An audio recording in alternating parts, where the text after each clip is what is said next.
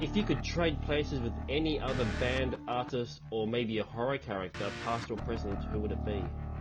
Oh, horror character. I don't know if I'd want to switch with any other bands or anything. That's kind of familiar to me, being in the rock and roll world. So I think if I was going to be anybody from a movie or a character, I want to do something that's cool and fantasy, and I don't know, it looks like Beetlejuice has a pretty good time. So maybe I would go with him. He seems to have a little bit of comedy with his tragedy. He kind of likes it both. So that's kind of where I am. So I think I'd want to switch places with Beetlejuice for a day. Although my life kind of feels like sometimes, I imagine. Who's an artist that you haven't collaborated with that you'd love to do a recording with? Someone asked me that earlier today, and the only person I could really think of, outside of Alice, my other rock and roll heroes, or Dee Snider from Twisted Sister was another one. We were speaking with Dee about being on this record. It just didn't work out. So maybe that'll be on the list for the next one. So Dee Snider, Jazz Coleman of Killing Joke, Skeletor, Masters of the Universe. Want to work with him? That'd be good. What's the craziest band encounter you've ever experienced? Oh, I don't know. Anything that crazy. I would say the most exciting, or just I can't believe this is happening kind of fan experience, was Murder Dolls in 2002 in the middle of London, doing an in-store in the Piccadilly Circus area, and 2,000 kids tried to get into this in-store, and they only let a few hundred in. And once we left, there was us in a van, and all these kids with red and black dreadlocks running down the street, rocking the van almost. It was very, very goth version of the Beatles. That was pretty cool. It was the first time I'd seen like a reaction out of that, or that massive, where it actually felt like we could get hurt for a second. It was a cool feeling.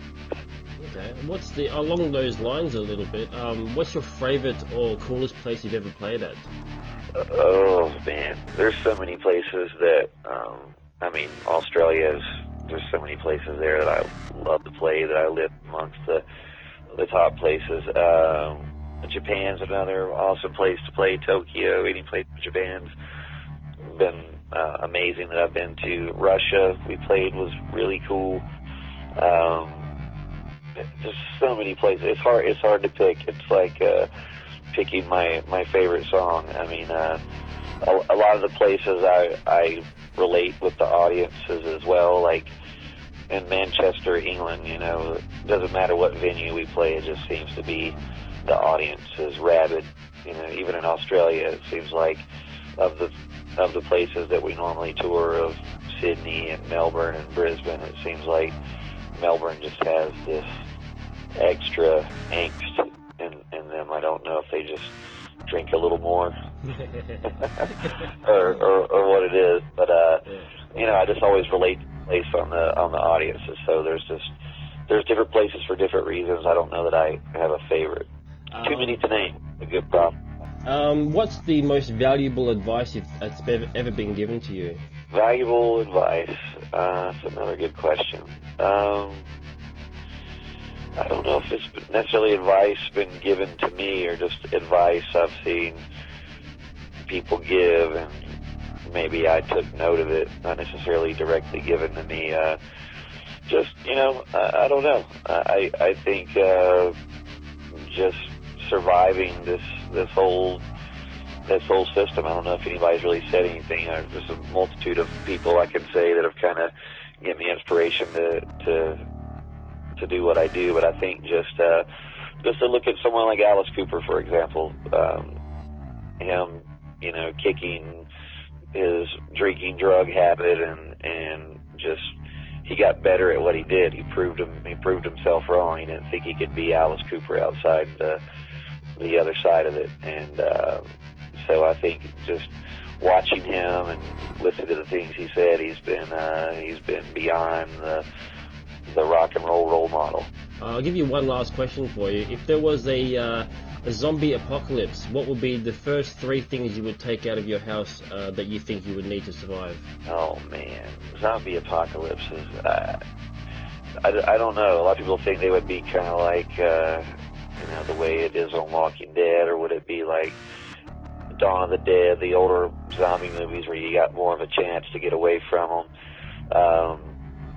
I don't know. I don't know if in the middle of a zombie apocalypse, I'd be thinking about too many prized possessions or anything. I think in the zombie apocalypse, I think really all you'd need was just really some weapons.